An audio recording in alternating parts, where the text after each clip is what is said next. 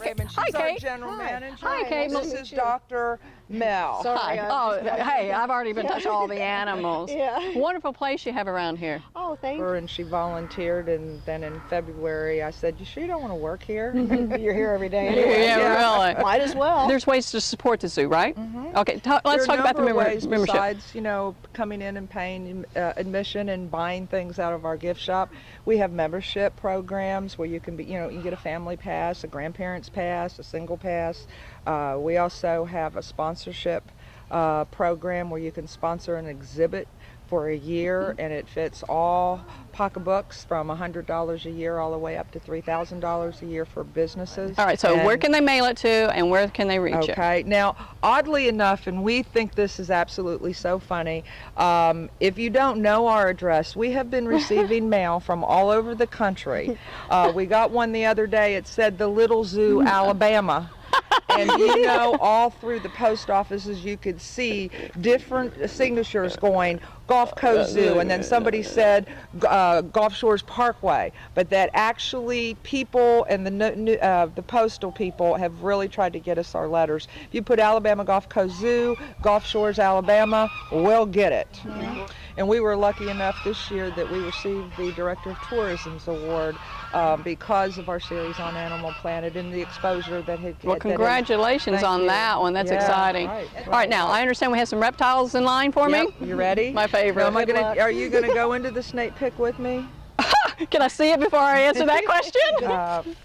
When I started here, knew I was starting here. Literally, I prayed at night. I wanted God to give me compassion for reptiles. It wasn't that I didn't like them. It's just that I really was never exposed to them in handling them at all. So I did. I prayed for compassion for, you know, to get compassion for the reptiles. Well, when I started, the red-tailed boa, some snakes will lay eggs, and other snakes give live births. And a red-tailed boa gives live birth, and she had about 100. And 13, I think, babies that were this long and about as big as the finger. Well, the staff had them in a plastic box in the feed house, and there was a wire over it and a weight on top. Well, the keepers were in the kitchen area, and I walked in to go to use the ladies' room in the hospital, and there 3 of those snakes had gotten out of that box. Now, I've never touched a snake before in my life, and I immediately turned to the doorknob, and I was going to get the keepers to do it. And I swear my guardian angel tapped me on my shoulder and said, if you let those keepers know that you are afraid of these snakes, they will have them in the drawers in your office. They will put it in your car. I mean, I had only been here 2 days. Oh. So I walked over and I picked the first one up, and I was literally going, and I dropped it into the box. By the time I got to the 3rd one, I start playing with it like a slinky, kept it in my pocket, and from that time on, I was never afraid of snakes. Now, I will say, though, in preference, we have no venomous snakes in there. That's reassuring. Okay? What about They don't kill just to kill. They kill to eat, and we keep them well fed.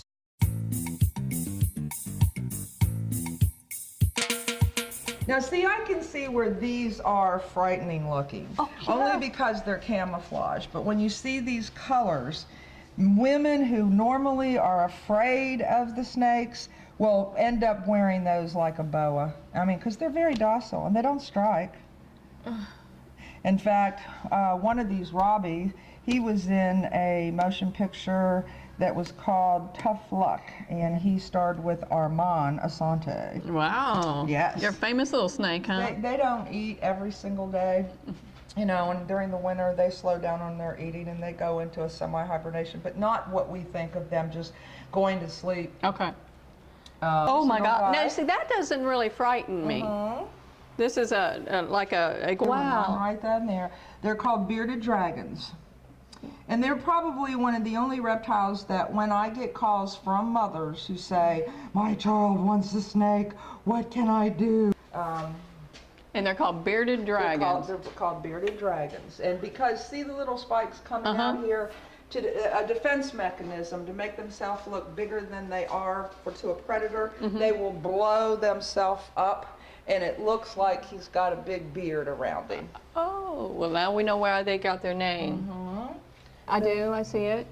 And then there's one back He's there. fat. Two tortoises, and those are box tortoise that we wait till they get big enough to for that beautiful take pond. outside. Good to see you. Look at that. It's amazing what nature does, isn't it? How are you? You got all those trees to climb on, but you want to climb the glass. Out the window. And this is a ball python. Oh yeah, it is. Look at Here me. is, you can only see part of his body, Savannah monitor. That's a fat one too. And as you see, we've got a number of iguanas. Mm-hmm. Well, don't they? Yeah. Very well. Oh, here's the big ones again. The Burmese python. Oh man.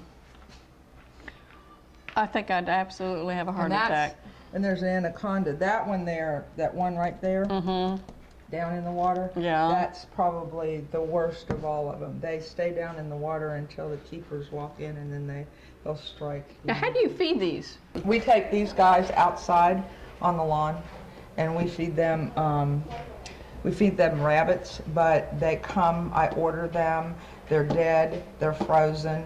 We put them in a bottle, we put them in a 5-gallon hot water, we defrost them inside the bag, then we put a hairdryer on them to make them hot, because that's what they sense the heat, and so we don't feed anything live. Okay, not in here. No, not. Okay. Ooh, look at this baby. That's a mini gator, huh?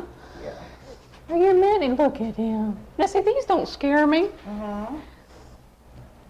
You're not as big as Chuck or Chucky, but now you don't have any albino gators. There's another one right Oh, I see that one too. Look at that little turtle. They're coming out.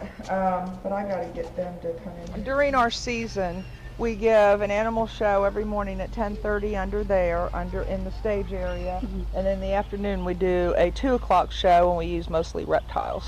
It was cute though. Now these birds aren't going to come after me, huh? Oh, the geese, they're look. I see that. He just realized, see, when these peacock babies are born, you don't know. That is a baby. Yeah, they're juvenile. He's about 2 years old, and he's just now getting his feathers. He is beautiful. So he displays for the plate glass windows, a car bumper, ducks, anybody that will watch him. Look at him. That's beautiful.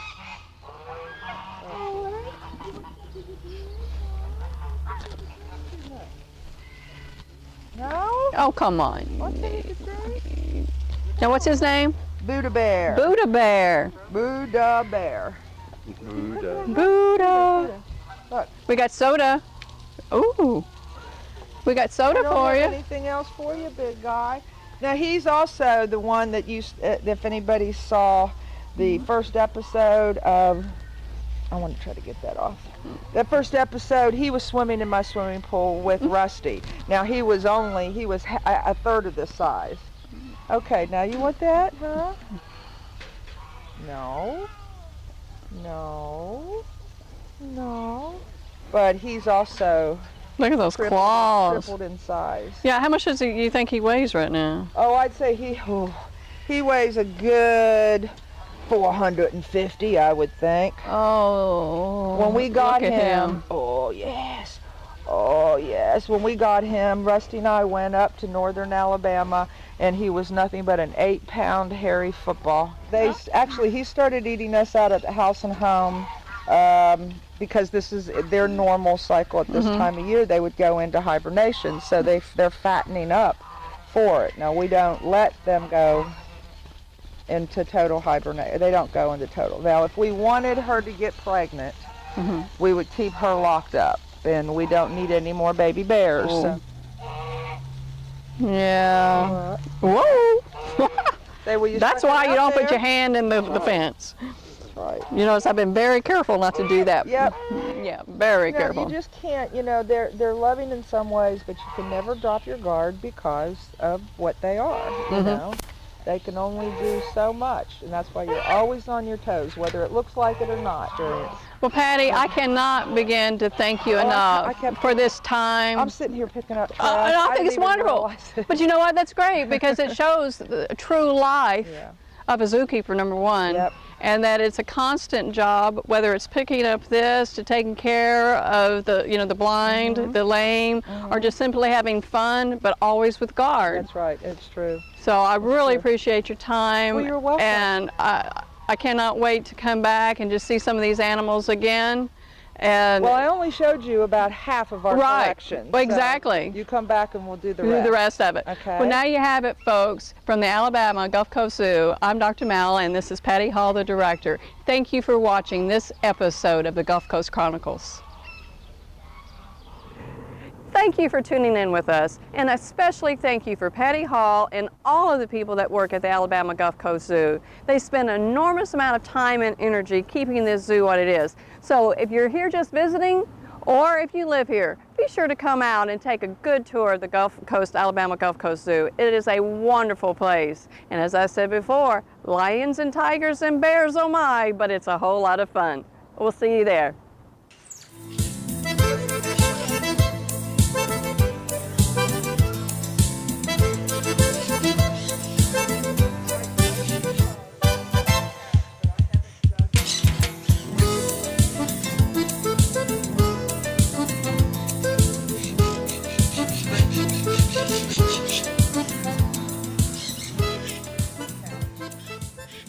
Are you going to sing for me?